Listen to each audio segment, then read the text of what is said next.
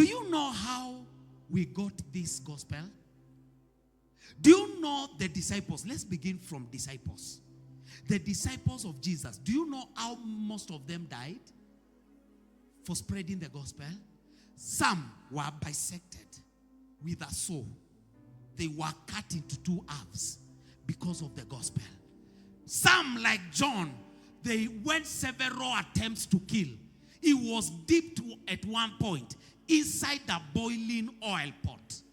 They tried to fry a man. The man could not die.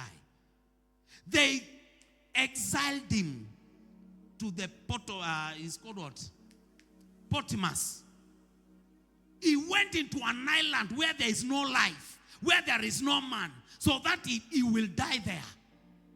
Peter was crucified upside down because of this same gospel we are preaching. Apostle Paul, he was stoned. He experienced shipwreck. He was almost decapitated. And of course, that's how he died eventually. James was beheaded in prison because of the same gospel we are preaching today, so that it can come to us. What about the missionaries and their families? Some went through forests. They died of sicknesses, coming to look for people to evangelize to. That some of the missionaries lost not only their lives, they lost the lives of their wives, their children. They left the comfort of their countries. They came to look for people to evangelize to. Will those same people, will we stand with them in the same line to receive rewards with?